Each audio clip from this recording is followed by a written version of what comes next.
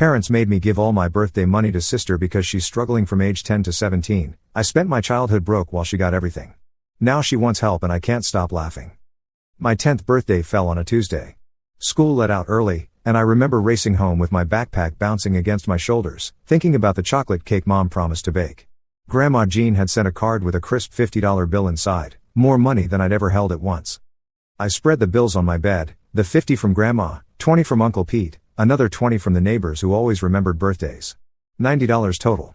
Already I'd mentally spent it 3 times over: new basketball shoes, that handheld gaming system everyone at school had, maybe saving some for the arcade. Dad knocked and entered without waiting for an answer. "Hey, sport. Good haul this year." Grandma sent $50 whole. I couldn't keep the excitement from my voice. He sat on the edge of my bed, and something in his posture made my stomach tighten. "Listen, buddy. Your sister's having a rough time right now. College applications, SAT prep courses, it all costs money we didn't budget for." I was 10.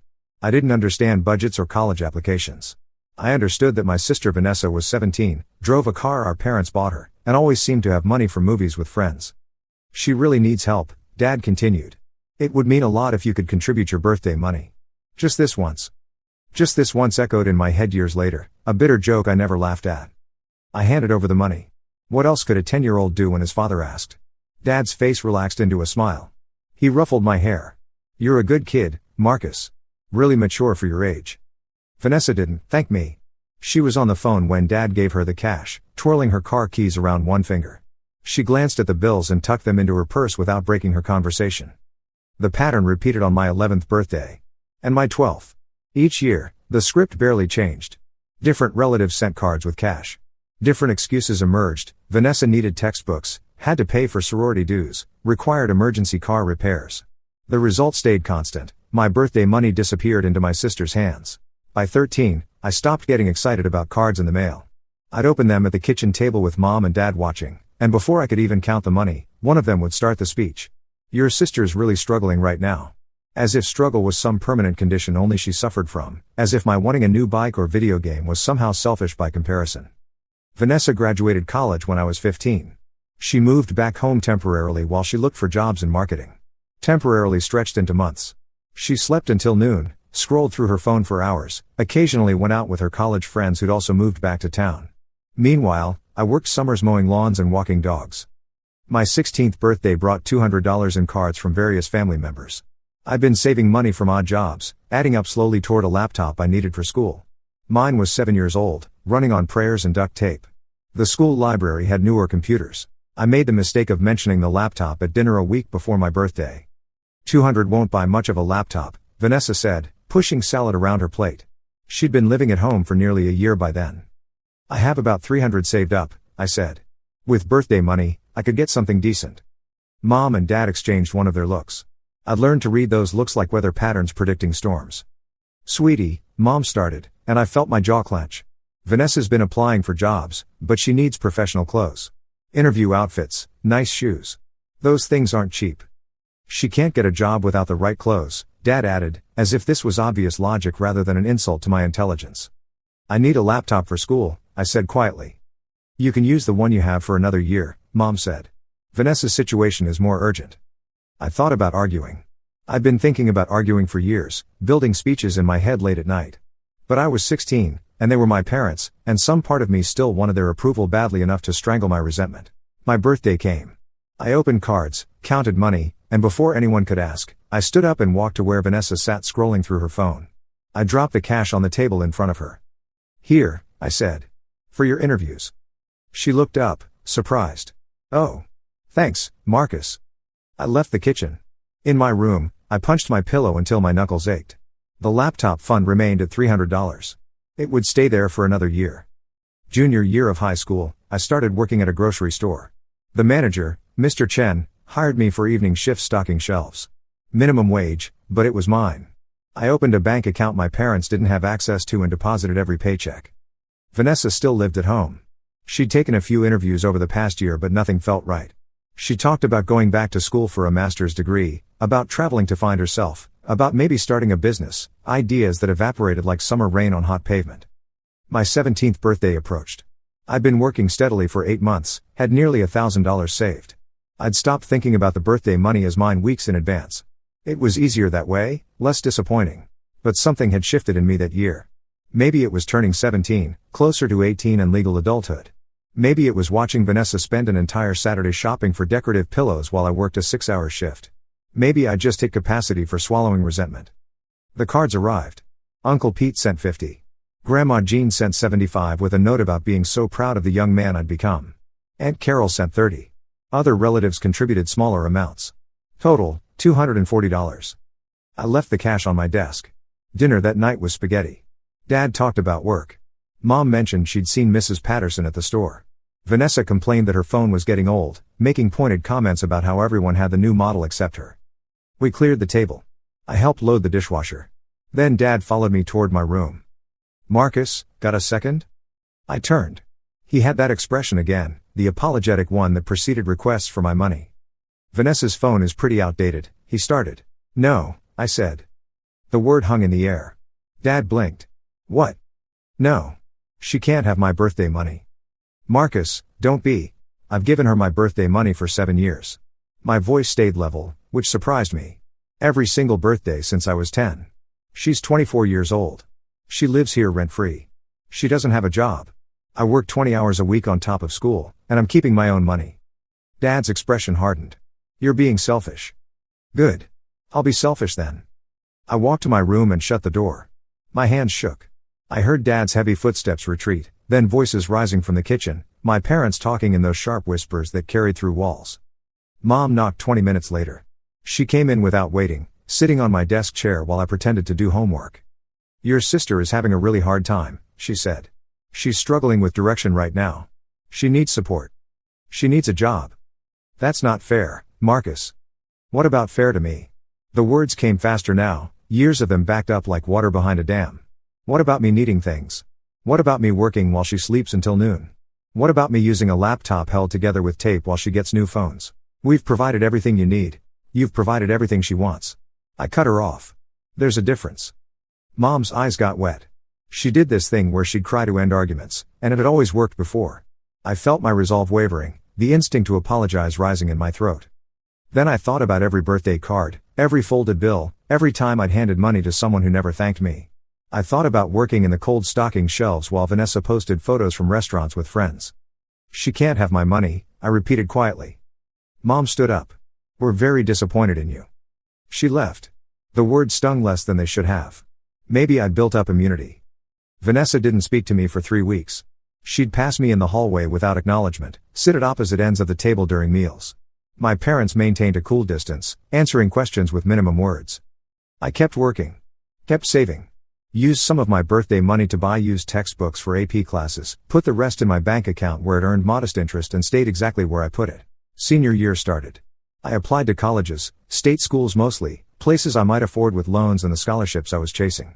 My grades were good enough, test scores decent. I'd written essays about overcoming adversity without mentioning my family, about working hard and learning responsibility.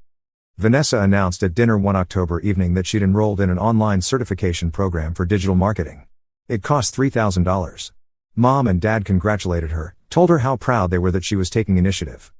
I focused on my spaghetti.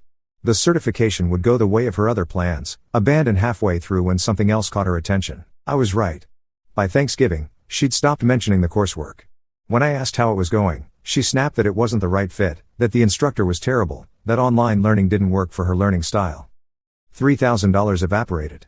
Nobody seemed bothered by this except me, and I'd learned to keep my mouth shut. I got into 3 colleges. State University offered the best financial aid package, still requiring loans, but manageable if I kept working summers. I accepted in March, and something loosened in my chest.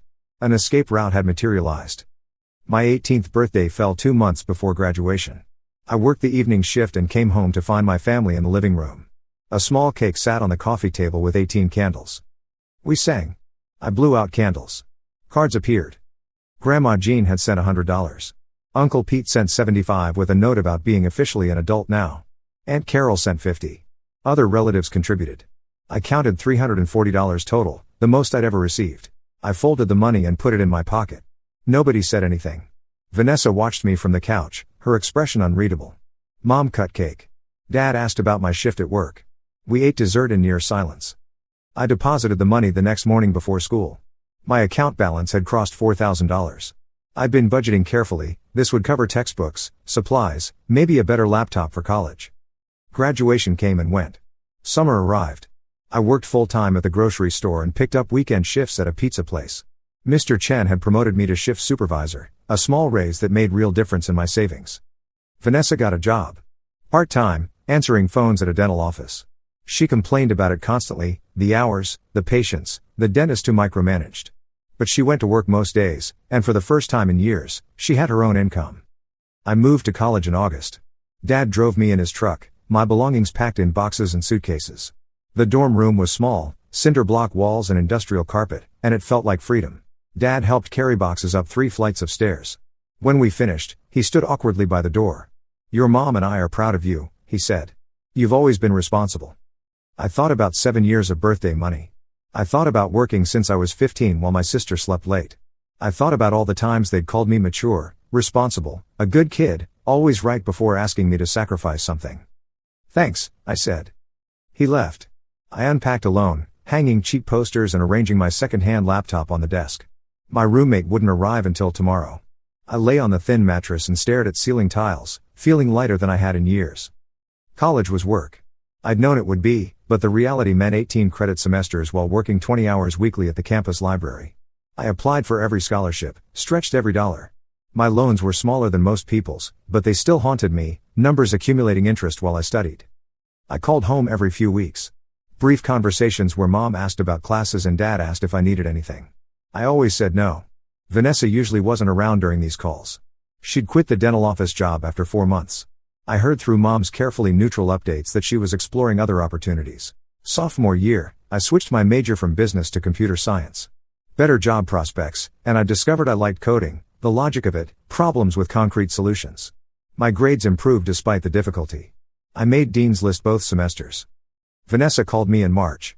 This surprised me enough that I almost didn't answer. "Hey," she said. "How's school?" "Fine. Busy." "Yeah, I bet." A pause.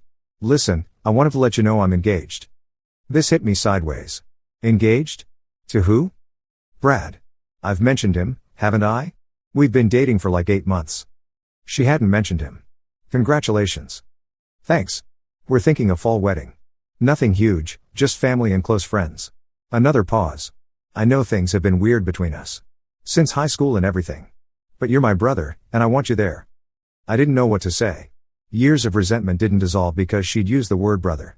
But she sounded almost vulnerable, and some old instinct to protect her flickered weakly. "I'll be there," I said.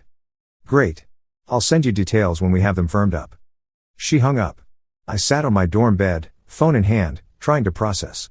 Vanessa was getting married. To someone I'd never met, never heard mentioned. The distance between us had grown wider than I'd realized. I met Brad in July when I came home for 2 weeks between summer session and fall semester. He was tall, worked in sales for a pharmaceutical company, drove a luxury sedan. He seemed nice enough in that bland way where you couldn't find anything specific to dislike but also couldn't imagine having a real conversation with him. The wedding was planned for late September. Vanessa had transformed into a different person, focused, energized, making lists and calling vendors. Mom had gotten pulled into the planning vortex, the two of them spending hours discussing flowers and seating charts. Brad had money. Not wealthy, but comfortable, the kind of comfortable that meant he'd offered to pay for half the wedding expenses. This seemed to justify the event scope expanding from small family gathering to something involving a venue, catered dinner, and a band. I went back to school. Senior year had started, my hardest semester yet. I was taking advanced courses, applying for jobs, trying to keep my GPA high enough to maintain my scholarships. I worked 25 hours weekly now, had scraped together enough to cover books without loans. The wedding was on a Saturday. I drove home Friday night after my last class, arrived close to midnight. The house was quiet. I slept in my old room, which had been converted into a guest room, my posters gone, replaced with neutral art and a queen bed. Saturday was chaos. The wedding wasn't until 4, but the house filled with relatives by noon. Grandma Jean hugged me, commented on how thin I looked. Uncle Pete asked about school. Aunt Carol wanted to hear about my major. I put on the suit I'd bought from a thrift store, made sure my tie was straight. Dad drove us to the venue, a restored barn outside town that probably cost more to rent for a day than my entire semester's tuition. The ceremony was nice. Vanessa looked happy in a way I hadn't seen in years. Brad's family sat on one side, hours on the other. When the officiant asked if anyone objected, I imagined standing up and listing every birthday, every dollar, every time I'd gone without while she got everything. I stayed silent. They kissed. Everyone applauded. The reception had an open bar. I stuck to soda, watching relatives get progressively louder. Brad's parents seemed nice, talked about how excited they were to have Vanessa in the family. His dad mentioned something about helping them buy a house, and I felt that old familiar twist in my stomach. Vanessa found me during dinner. "Thanks for coming," she said. She'd had several glasses of champagne, her cheeks flushed. "Of course. I know I wasn't always the best sister." She swayed slightly. "But things are going to be different now. Brad and I are going to have a great life." "I'm happy for you," I said, and surprised myself by meaning it at least partially. She did look happy. Maybe marriage would be good for her. Maybe she'd finally figure things out. She hugged me, champagne breath warm against my shoulder. "Love you, little brother." "Love you too," I said automatically. I left early, claiming homework. Nobody seemed surprised. The drive back to campus took 2 hours, and I spent them thinking about how some people glided through life while others clawed for every inch. I graduated in May with honors and a job offer from a tech company 2 states away. The salary stunned me, more money than I'd imagined making right out of college. I signed the offer letter in the Career Center office, hands shaking slightly. Mom cried at graduation. Dad shook my hand, told me he'd always known I'd do well. Vanessa and Brad came, gave me a card with $50 inside. The irony of the amount wasn't lost on me. I moved across the state in June, found a studio apartment I could afford, bought furniture from IKEA and assembled it alone. The tech company was everything they'd promised: challenging work, good people, room to grow. I threw myself into it, working long hours because I wanted to, not because I had to. Years passed faster than I expected. I got promoted. Moved to a better apartment. Started actually saving money, not just surviving paycheck to paycheck. I paid off my student loans by 26, and the day I made that final payment, I sat in my car in the bank parking lot and cried. I called home monthly. Dutiful conversations that covered weather, work in vague terms, and family updates. Vanessa and Brad had bought a house. Vanessa was working as a social media manager for a local business. Mom had retired. Dad was talking about retiring soon. I visited twice a year, Christmas and summer. The visits were fine, surface level pleasant. I'd stay 3 days, sleep in the guest room, help with yard work or dinner prep. Vanessa and Brad would come over for a meal. We'd talk about nothing important, laugh at Dad's old jokes, and I'd leave feeling like I'd completed an obligation. I was 29 when my phone rang on a Tuesday evening. Vanessa's name on the screen. We rarely talked outside of holidays. "Hey," I answered. "Marcus, hi." Her voice sounded stressed. "Do you have a minute?" "Sure. What's up?" "So, things have been kind of rough lately. Brad's company did layoffs last month, and he was affected. He's been looking for work, but the market is really competitive right now." I leaned back in my desk chair. "That's tough. I'm sorry to hear that." "Yeah, it's been stressful. And I'm only working part-time, so money has been tight. Really tight." She paused. "We're behind on the mortgage. 2 months behind. The bank sent a letter about foreclosure proceedings." I waited, knowing where this was heading. "Mom and Dad have been helping as much as they can, but they're on fixed income now. They don't have much to spare." Another pause. "I was hoping maybe you could help us out. Just temporarily, until Brad finds something new." The request hung between us. I thought about 10-year-old me, handing over birthday money. 13-year-old me, watching my laptop fund disappear.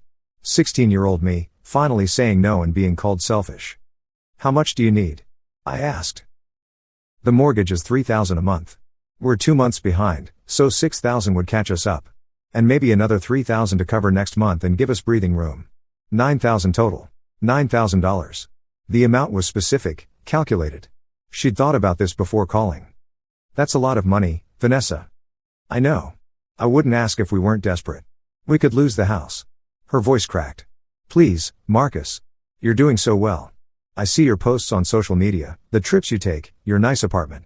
I know you have money." I did have money. I'd spent a decade being careful, saving aggressively, building security I'd never had growing up. My emergency fund could cover $9,000 without major impact. "I need to think about it," I said. "The bank needs payment by the end of the month. That's 12 days. I'll call you back." I hung up before she could respond. My apartment felt very quiet. I stood at my window, looking out at the city lights, thinking about the weight of family obligation versus the memory of every time I'd been expected to sacrifice for her benefit. I called Mom the next day. "Marcus, sweetheart. How are you?" "I'm fine. Vanessa called me last night. Oh. A pause. She told you about their situation? She asked me for $9,000. Mom sighed. They're really struggling, honey. Brad's been looking hard for work, but these things take time. Your dad and I have given them what we can, but our retirement income only goes so far. How much have you given them? That's not really your concern. How much, Mom? Another pause. About $15,000 over the past 2 months. We took it from savings. We're happy to help, but we can't keep doing that level of support. $15,000. They'd emptied a significant portion of their retirement savings for Vanessa while she called me asking for more. Has she considered selling the house? I asked. If they can't afford the mortgage, maybe they should downsize. It's their home, Marcus. They have equity built up. Selling now, especially in a crisis, they'd lose money. If they can just get through this rough patch. There's always a rough patch with Vanessa. The words came out harder than I intended.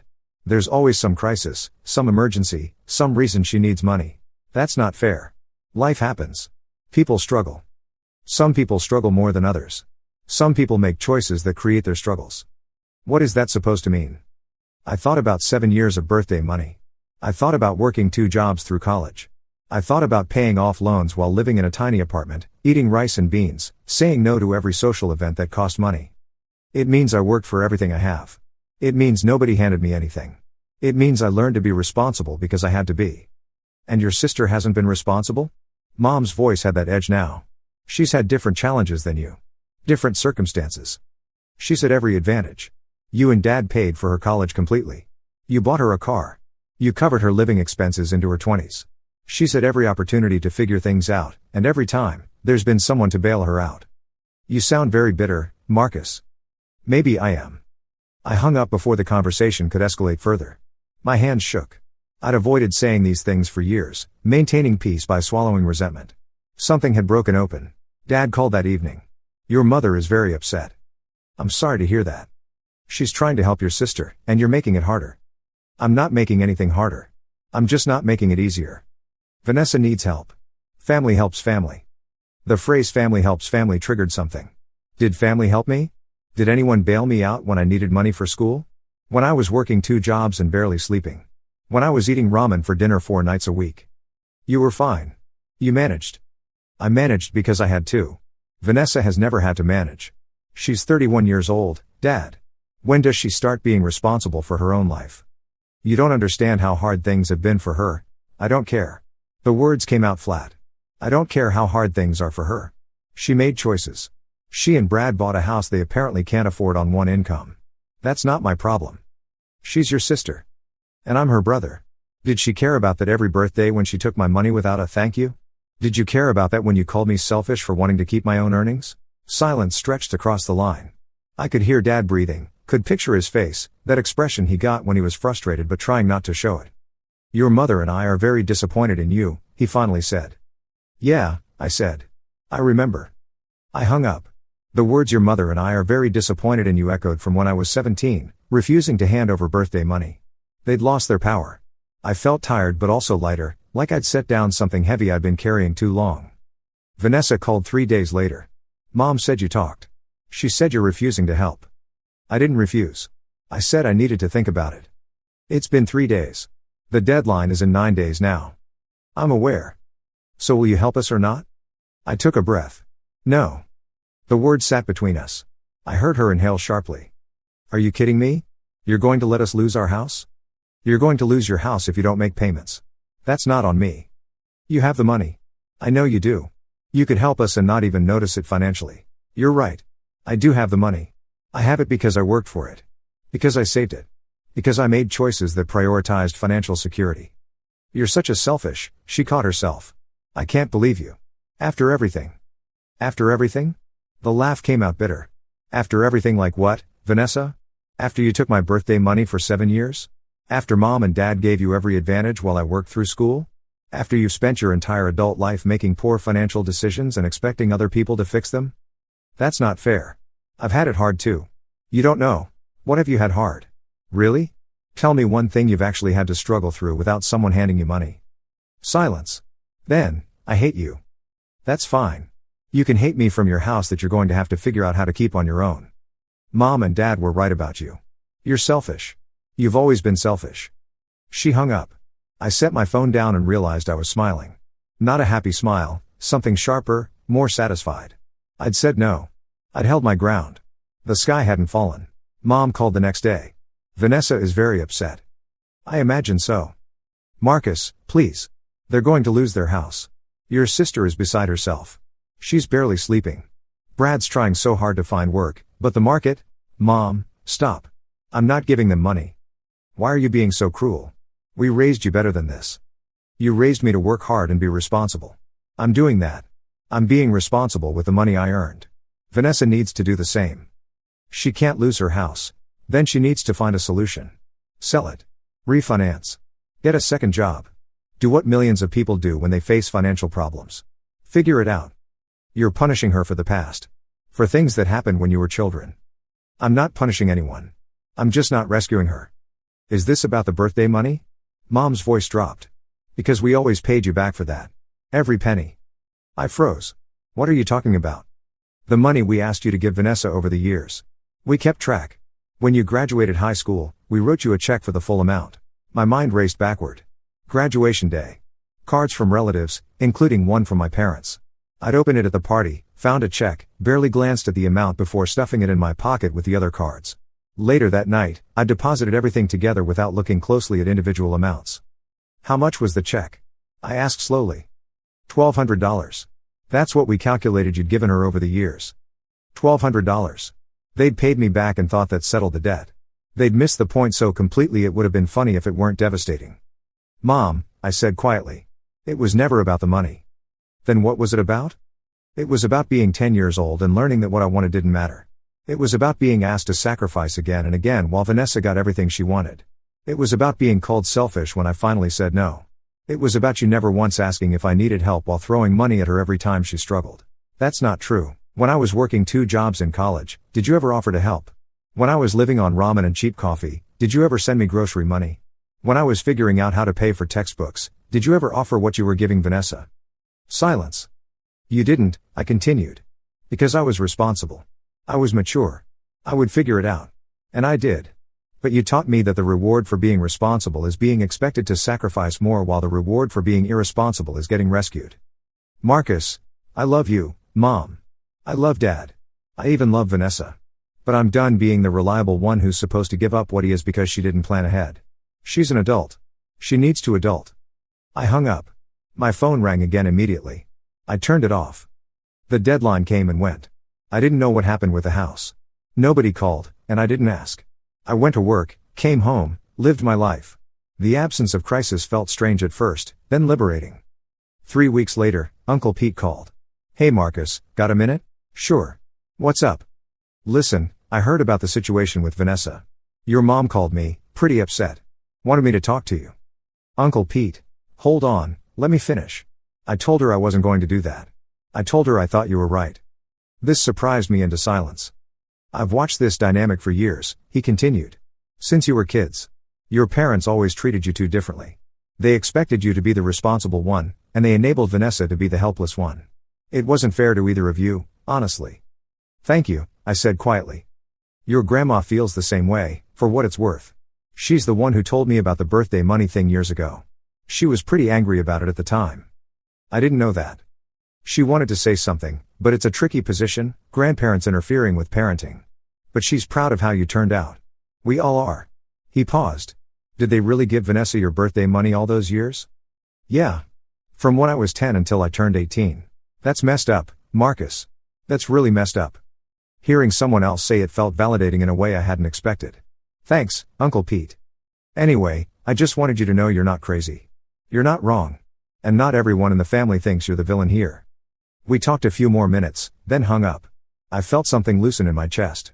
I'd been braced for universal condemnation, for the entire family to line up behind my parents' disappointment. Knowing I had at least some support made breathing easier. 6 months passed. I got another promotion at work, moved to a bigger apartment with an actual bedroom separate from the living area. I dated occasionally, joined a gym, took up rock climbing on weekends. I built a life that felt like mine, separate from family drama. Christmas approached. Mom called in early December. Will you come home for the holidays? I'm not sure yet. I might go skiing with some friends. It would mean a lot to your father and me. And to Vanessa. How is Vanessa? I asked, genuinely curious. She's okay. They managed to keep the house. Brad found a job in November, not as good as his old one, but it's income. Vanessa picked up extra hours. Things are tight, but they're managing. They'd figured it out. Without my money, without another bailout, they'd found a solution. Imagine that. I'm glad to hear it, I said. So you'll come for Christmas? I'll think about it. I ended up going, more out of curiosity than obligation. I wanted to see if anything had changed, if the crisis had shifted dynamics at all. The house looked the same. Mom hugged me at the door, held on a little longer than usual. Dad shook my hand, asked about work. Vanessa and Brad arrived an hour later. Vanessa looked older, more tired. She hugged me briefly, awkwardly. Hey. Hey. How are you? We're okay. Making it work. Brad shook my hand, made small talk about his new job. He seemed diminished somehow, less confident than at the wedding. Financial stress did that to people. I knew from experience. Dinner was ham on all the sides. We passed dishes, filled plates, fell into old patterns of conversation. Dad told stories from his work days. Mom asked about everyone's plans. Vanessa and Brad were quiet, picking at their food. After dinner, I helped clear plates. Vanessa followed me into the kitchen. I wanted to apologize, she said quietly. For what I said on the phone. Calling you selfish. That wasn't okay. I rinsed a dish, set it in the dishwasher. Okay. We did manage to keep the house. It was really close, but Brad found work, and I've been picking up extra shifts. We're figuring things out. I'm glad. I was really angry at you. For months. I thought you were being cruel, punishing me for stuff from when we were kids. She leaned against the counter. But my therapist helped me see it differently. You're seeing a therapist? Yeah. The stress of almost losing the house, money problems, it was affecting my marriage. Brad suggested it. She picked at her nail polish. My therapist said something that stuck with me. She said maybe you weren't being cruel. Maybe you were setting boundaries. I didn't respond, just kept loading dishes. She said it sounds like I was used to people solving my problems for me. And that's not healthy. Adults have to solve their own problems. Vanessa's voice got quieter. She asked if that was a pattern in my life. Always having someone bail me out. And I realized. Yeah. It is. It has been. What about the birthday money? The question came out before I could stop it. Did your therapist have thoughts about that? Vanessa winced. She said that was really messed up. That mom and dad shouldn't have asked you to do that, especially repeatedly. That you were a kid and couldn't really consent to that kind of thing. She looked at me. Did it really bother you that much? The money? It wasn't the money. It was what it represented. That my needs didn't matter as much as yours. That I had to sacrifice so you could have things. I didn't know that's how you felt. Nobody asked. She flinched. We finished loading the dishwasher in silence. Before we left the kitchen, she touched my arm. For what it's worth, I'm sorry. For taking your money all those years. For not appreciating it. For expecting you to bail me out as an adult. You deserved better. Thanks, I said. The apology felt genuine, and I appreciated it, but it didn't erase years of resentment. Some wounds healed slowly. Christmas morning was fine. We exchanged gifts. I bought thoughtful but modest presents. Vanessa and Brad gave me a nice bottle of bourbon.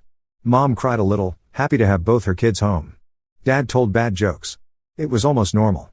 I left the day after Christmas, drove back to my apartment, felt relief wash over me crossing my threshold. I'd done my duty. I'd proven I could be civil. But I also had no illusions about our relationship magically fixing itself.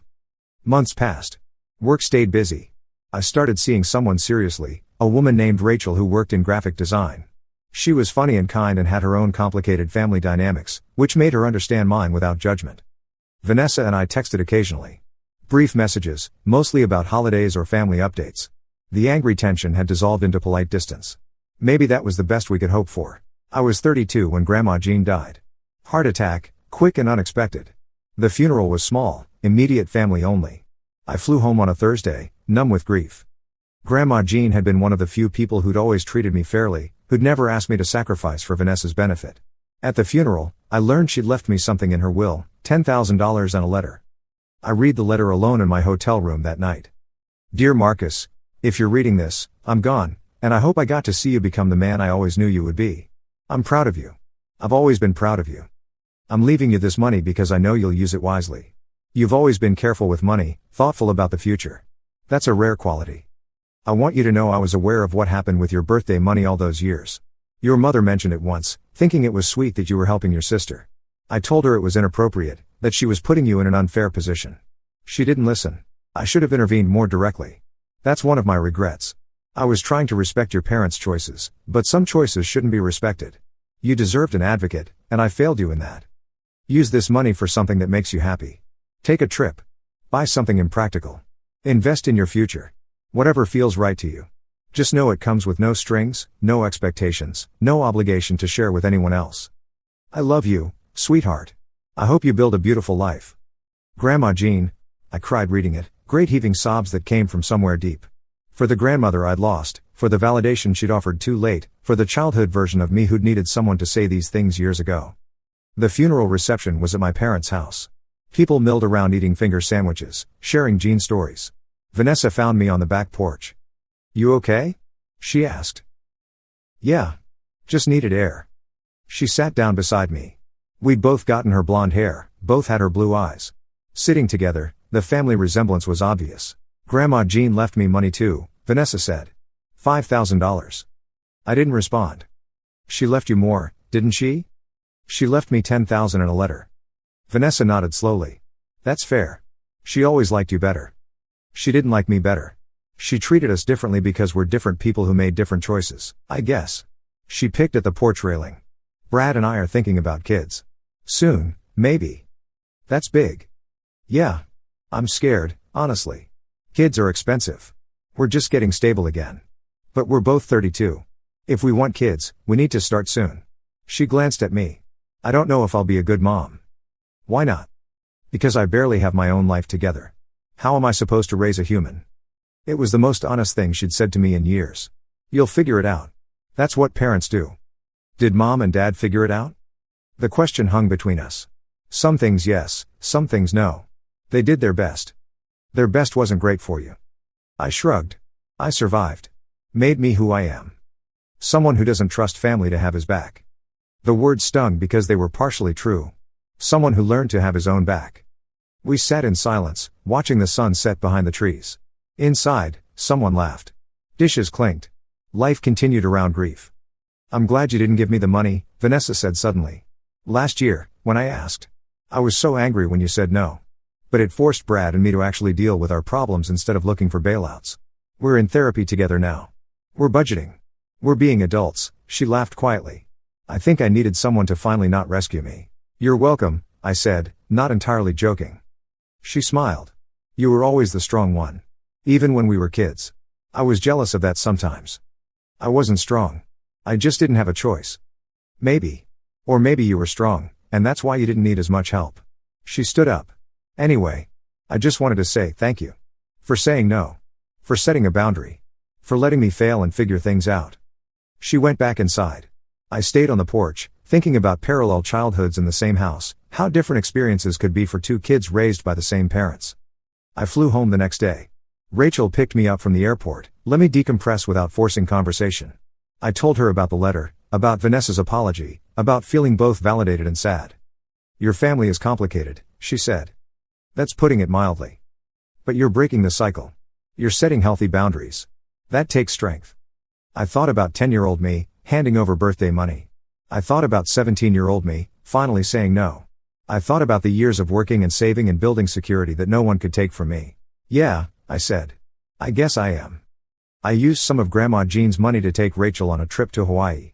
We snorkeled and hiked and ate amazing food. I didn't feel guilty spending it on myself. I didn't think about whether I should give it to Vanessa or my parents. It was mine, given freely, to use as I wanted. For the first time in my life, that felt completely right. Years continued forward. I got promoted again, moved to a house I bought with my own money. Rachel and I got engaged, planned a simple wedding. Vanessa had a baby, a girl named Sophie. I became Uncle Marcus, which felt strange and wonderful. My relationship with my family settled into something manageable. We talked occasionally, visited for major holidays. The old resentments had dulled into acceptance. They were who they were. I was who I was. We'd learned to exist in the same space without constant conflict. Mom apologized eventually, years after everything. Not for the birthday money specifically, but for not always being fair. It wasn't the full acknowledgement I'd once needed, but it was something. Dad never apologized. But he stopped asking me for anything, stopped expecting me to be the one who sacrificed. Maybe that was his version of making amends. Vanessa and I built something like a real relationship. We texted about Sophie, about our jobs, about random things. The history stayed between us, acknowledged but not constantly excavated. She'd grown up, finally, and I'd let go of expecting her to retroactively fix my childhood. I was 35 when I got a message from Brad on social media. "Hey Marcus, weird question. Vanessa and I are updating our wills now that we have Sophie. Would you be willing to be listed as guardian if something happened to us?" I stared at the message for a long time. They wanted to trust me with their daughter. After everything, after years of complicated dynamics, they thought I'd be the right person to raise Sophie if they died. I called Brad. "I'm honored you'd ask. But why me?" "Because you're responsible. Because you've got your life together. Because even when things were hard between you and Vanessa, you never stopped caring about family. You just had healthy boundaries." He paused. "And honestly, because I want Sophie to learn what you know, how to stand on her own, how to work hard, how to value herself. What does Vanessa think?" It was her idea. I agreed. I hoped I'd never need to step into that role, but if I did, I'd do right by Sophie. I'd make sure she knew her worth wasn't tied to sacrificing for others. I'd teach her that boundaries were healthy, that saying no wasn't selfish, that she deserved to keep what she earned. I'd give her what I had to learn the hard way. At Sophie's second birthday party, I watched my niece smash cake into her face while everyone laughed. Vanessa caught my eye across the yard and smiled, a real smile, not forced or awkward. I smiled back. The past didn't disappear. 7 years of birthday money, years of being called selfish for having boundaries, years of watching resources flow to someone who didn't appreciate them, all that remained part of my story. But it didn't define my present anymore. I'd built something solid. A career I was proud of. A relationship built on mutual respect. Financial security I'd earned through years of careful choices. A sense of self-worth that didn't depend on other people's approval. Rachel squeezed my hand. Sophie opened presents with toddler enthusiasm. Mom helped cut cake. Dad manned the grill. Brad took photos. Vanessa orchestrated the chaos of a 2-year-old's party with surprising competence. It looked like a normal family gathering. Maybe it even was one. And if sometimes I still thought about those birthday cards, about money handed over without thanks, about being 10 years old and learning my needs came second, well, those thoughts came less often now. Less sharp. I'd learned the hard way that you can't control how other people treat you. You can only control how you respond. I'd responded by building a life where nobody could take what was mine without permission. Where my boundaries were respected because I enforced them. Where I didn't need rescue because I'd learned to rescue myself. Standing in my sister's backyard, watching my niece laugh, I realized something. I'd spent years angry about what was taken from me. But everything I had now, I'd built with my own hands. Nobody could claim credit for it. Nobody could diminish it. It was entirely, completely mine. That knowledge felt better than any apology ever could. Sophie ran over, cake smeared and happy, grabbing my leg. "Uncle Marcus. Come play." I let her pull me toward the swing set. Rachel followed, laughing. Behind us, family continued their conversations, oblivious to the moment of peace I'd found. I'd finally stopped laughing at my sister's struggles. Not because I'd forgiven everything, but because I'd moved past needing that satisfaction. Her life was her own. Mine was mine. The boundaries between them were clear and strong. And that, more than any revenge, felt like winning.